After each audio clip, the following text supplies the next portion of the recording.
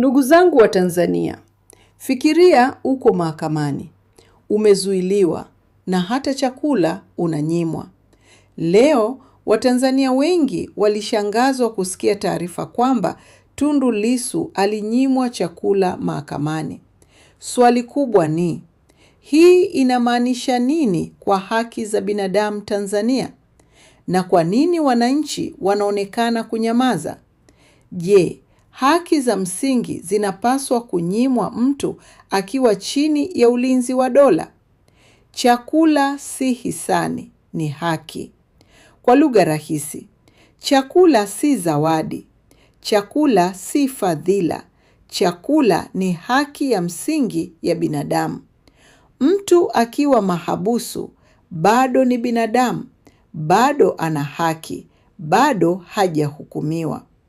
Kumnyima mtu chakula akiwa chini ya ulinzi wa dola si suala la siasa, ni suala la haki za binadamu. Tukio hili lilizua mjadala mkubwa kitaifa. Hapa hatutoi hukumu. Leo tunauliza, haki hizi zinaheshimiwa Tanzania? Zingatia, chakula ni haki kwa sheria za kimataifa. Kwa mujibu wa Umoja wa Mataifa, haki za msingi za binadamu ni pamoja na Azimio la Kimataifa la Haki za Binadamu, UDHR, ibara ya 5. Hakuna mtu anayepaswa kutendewa kinyama au kwa kudhalilisha utu wake. Ibara ya 25.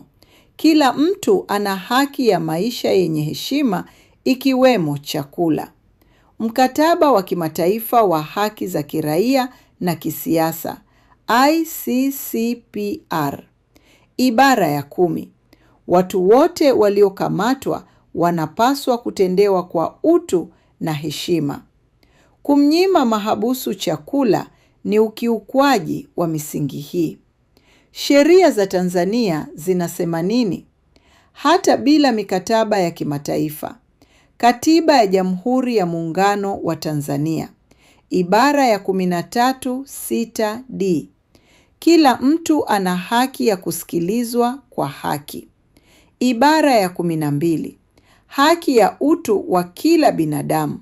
Maana yake ni, hata mtuhumiwa bado ana haki ya kutendewa kibinadamu. Kesi ya Lissu si ya mtu mmoja. Leo ni Tundu Lissu. Kesho anaweza kuwa mwanahabari, mwanaharakati, raia wa kawaida. Historia inaonyesha, ukiukwaji ukivumiliwa mara moja huwa kawaida. Ukimya wa Watanzania, hofu au kugawanyika? Kwa nini hatuoni mshikamano mkubwa na wengi wananyamaza? Sababu zinazotajwa: hofu ya kuhusishwa na siasa, kugawanyika kwa misimamo ya kisiasa, kuchoka kupaza sauti bila matokeo, kawaida ya kusema sio mimi. Lakini historia inatuonyesha, ukimya wa wengi huumiza haki ya wachache.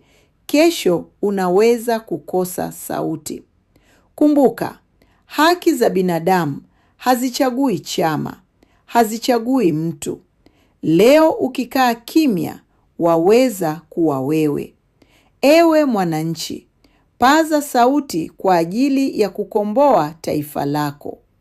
Kuachiwa kwa Lissu sawa na nguvu ya mfumo, sio udhaifu, kwa sababu mfumo unaojiamini haujengi hofu, hauadhibu mawazo, hauogopi ukosoaji. Kuachiwa au kutendewa haki ni ushindi wa sheria, si kushindwa kwa serikali. Ujumbe kwa taifa wa Tanzania. Swali ni hili: je, tunataka nchi ya sheria au ya hofu? Kumnyima mtu chakula mahakamani si haki, si utu, si Tanzania tuliyoitaka. Tundu Lissu si hoja. Haki za binadamu juu ya kuishi na uhuru wa kuongea ndizo hoja za msingi Tanzania. Umoja haumaanishi kukubali kila kitu, kumtetea mtu haki zake, wala kukubaliana na siasa zake au kumpigia kura. Inamaanisha unatetea kanuni, unatetea utu, unatetea haki za msingi. Demokrasia haiishi bila tofauti, lakini haiwezi kuishi bila haki. Je, kuachiwa kwa Lissu ni hatua ya haki au uoga? Kuna wanaouliza, je, kuachiwa kwake ni tishio au ni ishara ya mfumo unaojiamini? Taifa imara halimuogopi mkosoaji, halimuumizi mpinzani, halitumii mateso kama ujumbe. Haki haiogopi maswali. Swali kwa taifa. Leo tuna swali moja kwa Watanzania.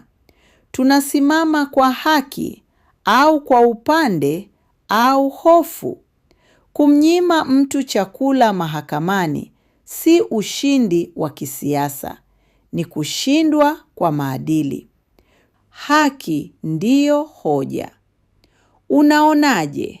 Je, Watanzania wanapaswa kusimama pamoja kudai haki bila kujali tofauti? Tafadhali shiriki nasi kwa makala nyingine nyingi zaidi hapa Freedom TV, ili tujifunze mengine mengi kila siku kwa pamoja. Like, share, toa maoni yako. Asante kwa kushiriki nasi katika makala zetu. Ni mimi Mama Ruga. Tukutane tena kwa makala inayofuata.